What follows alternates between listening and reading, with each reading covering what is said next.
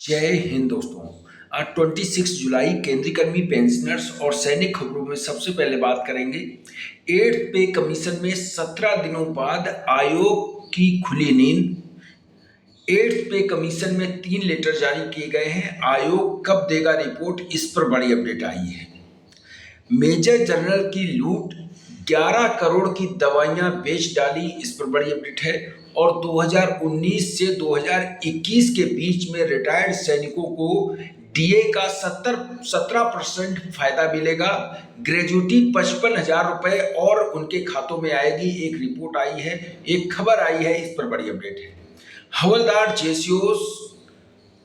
हवलदार और जेसीओ की एनसीसी में भर्ती निकली हुई है, इस पर बात करेंगे। तो सबसे पहली खबर, 8वें वेतन आयोग में 3 लेटर जारी हुए हैं। 17 दिनों बाद आयोग की नींद खुली है। 3 लेटर 8वें वेतन आयोग ने जारी किए हैं। पहला लेटर आप ये देख सकते हैं, 23 जुलाई 2026 को जारी किया गया है, जिसमें कि 8th पे कमीशन में जो एसोसिएशन है उनके साथ मीटिंग 17 दिनों बाद एक फिर से लेटर जारी किया गया है।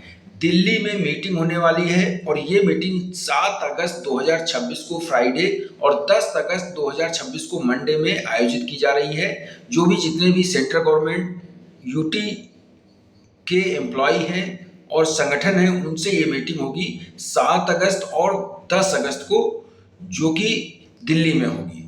दूसरे जो 2 लेटर जारी हुए हैं, एक ये 24 जुलाई को 8वें वेतन आयोग ने लेटर जारी किया है। पौंडीचेरी में 9 सितंबर 2026 को मीटिंग आयोजित की जा रही है। सभी स्टेक होल्डर ऑर्गेनाइजेशन जो जितने भी हैं, सेंट्रल गवर्नमेंट के यूनियन हैं, उनके साथ ये मीटिंग होगी 9 सितंबर 2026 को। और इसके साथ तीसरा जो लेटर जारी हुआ है, ये भी 24 जुलाई 2026 का है। 8 सितंबर 2026 को चेन्नई में 7 सितंबर और 8 सितंबर को मीटिंग होने जा रही है 8वें वेतन आयोग की। ये भी सभी संगठनों के साथ मीटिंग है। और अब मैं बताता हूं कि 8वें वेतन आयोग का जो है रिपोर्ट कब तक बन जाएगी, कब तक पेश की जाएगी, इसको लेकर केंद्र सरकार ने भी जानकारी दी है। ये देख सकते हैं, लोकसभा में वित्त मंत्रालय से एक प्रश्न किया गया था, जो कि 8वें वेतन आयोग के संदर्भ में था। इसमें श्री ए राजा ने ये प्रश्न किया था और पूछा था, क्या वित्त मंत्री ये बताने की कृपा करेंगे कि 8वें वेतन आयोग के लिए अध्यक्ष और सदस्यों की नियुक्ति की गई है? यदि हाँ, तो तत्पर इससे संबंधित ब्यौरा दें। वेतन भत्ते, पेंशन ढांचों में बदलाव सहित अन्य वेतन आयोग द्वारा किन किन प्रमुख क्षेत्रों की समीक्षा की जा रही है, इसके बारे में बताएं। 8वें वेतन आयोग की रिपोर्ट कब दी जाएगी, इसके बारे में भी जानकारी दें। तो ये सरकार से पूछा गया था, क्या बजट में इसका प्रावधान किया जाएगा, इसका भी तत्पर जो है ब्यौरा दिया जाए। इस पर वित्त राज्य मंत्री श्री पंकज चौधरी ने जवाब दिया है। सरकार ने अध्यक्ष और सदस्यों की नियुक्ति पहले ही कर दी है 3/11/2025 को।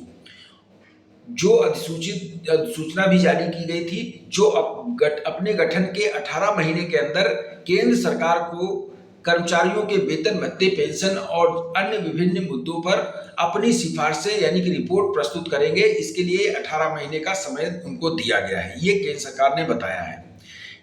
8वें वेतन आयोग की सिफारिशों के राजकोषीय प्रभाव के संबंध में तब ही जाता है जब 8वें वेतन आयोग द्वारा सिफारिशों की जाएगी और सरकार उन्हें स्वीकार कर लेगी। यानी कि 8वें वेतन आयोग का जो है बजट तभी अलॉट किया जाएगा जब रिपोर्ट हमारे पास आ जाएगी। केंद्र सरकार ने ये कहा है। तो 18 महीने के भीतर आपकी रिपोर्ट तैयार हो जाएगी और जैसे ही रिपोर्ट आ जाती है, उसके लिए बजट का अनाउंस भी कर दिया जाएगा। दूसरी बड़ी खबर है सेना से। मेजर जनरल को सेवा से बर्खास्त कर दिया गया है। 11 करोड़ के धोखाधड़ी मामले में 1 साल की सजा सुनाई गई है। जवानों के लिए जो दवाइयां आती हैं, जवानों के लिए आती हैं, उनको बेच डाला। 11 करोड़ की धोखाधड़ी की गई है और ये मेजर जनरल के द्वारा की गई है। ये मामला भारतीय सेना के जम्मू कश्मीर का है, जहां पर भारतीय सेना के एक संदिग्ध सामान्य न्यायालय जो एक न्यायिक जांच बैठी थी सेना चिकित्सा कोर यानी कि सेना चिकित्सा एएमसी कोर में जो है एक मेजर जनरल की जम्मू के एक सैन्य अस्पताल में कमांडेंट के रूप में सेवा करते हुए 11 करोड़ की चिकित्सा सामग्री खरीद में गबन का दोषी ठहराया गया है। सूत्रों के अनुसार उन्हें सेवा से बर्खास्त कर दिया गया है और 1 वर्ष की कठोर कारावास की सजा सुनाई गई है। मेजर जनरल देवेंद्र अरोड़ा जो अब सेवानिवृत्त हो चुके हैं, 18 आरोप लगाए गए थे, जिसमें धोखाधड़ी के इरादे से सेवा अधिनियम की धारा 52 के तहत 17 आरोप तय किए गए, जिसमें कि उनके जो अधिनियम के आरोप जो थे उन्हें 18 आरोप तय किए गए थे, लेकिन उसमें 16 आरोप पर दोषी पाया गया है। आरोप पत्र के अनुसार आरोपी ने अगस्त 2018 से जनवरी 2020 तक जम्मू कश्मीर के 166 MH में कमांडेंट के रूप में कार्य करते हुए टैबलेट, जो सेना में दवाइयां आती हैं, टैबलेट, जेल, मलहम और ड्रेसिंग का सामान जो उपकरण थी उसमें खरीद फरोख्त में धोखाधड़ी की गई। सामग्री की खरीद फरोख्त जो की जा रही थी, जो लागत थी उसको अधिक दिखाकर और इसमें धोखाधड़ी की गई। उन पर यह भी आरोप लगे कि उन्होंने स्वामित्व सामग्री प्रमाण पत्रों के भंडार जो आपूर्तिकर्ता की उपलब्धता के संबंध में गलत जानकारी दी थी, रक्षा खरीद नियमावली 2009 के प्रावधानों का उल्लंघन किया था, उन्हें कठोर कारावास की सजा सुनाई गई है। क्या ऐसे जनरल, मेजर जनरल का court martial, summary court martial नहीं होना चाहिए? क्योंकि पिछली एक रिपोर्ट आई थी जिसमें एक सहायक था और उस पर ये आरोप लगाए गए थे कि एक मेजर जनरल की वाइफ पर उन्होंने छेड़खानी की है। उनका समरी कोर्ट मार्शल तो हुआ ही, साथ में 1 साल की कठोर कारावास की सजा सुनाई गई। तो इनको क्या मात्र 1 साल की कठोर कारावास की सजा सुनाई जाएगी? क्योंकि 11 करोड़ के दोषी को अगर 1 साल की सजा हो भी जाती है तो 11 करोड़ तो उसके हाथ में ही हैं। तो ऐसे को समरी कोर्ट मार्शल करना चाहिए, क्योंकि धोखाधड़ी का जो पैसा है ये उसके हाथ में गया है। यदि आप 2019 से 2021 के बीच में रिटायर हुए थे, जिस समय कोविड का टाइम चल रहा था, उस समय जो आपको डीए था वो फ्रीज कर दिया गया था। लेकिन जब आप रिटायर हुए तो आपकी ग्रेजुटी जो है वो फ्रीज डीए के हिसाब से दी गई थी कोविड-19 के टाइम पर।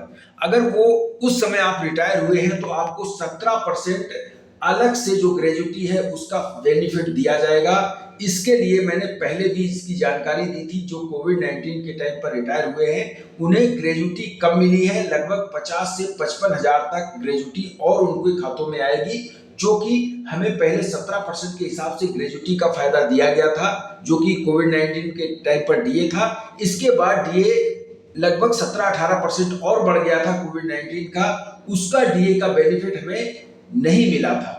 वो डीए जो है आपके खातों में आएगा, जो कि ग्रेजुटी के तौर पर ग्रेजुटी आपकी 17% के हिसाब से दी गई थी, जो कि बननी चाहिए लगभग 34% के हिसाब से।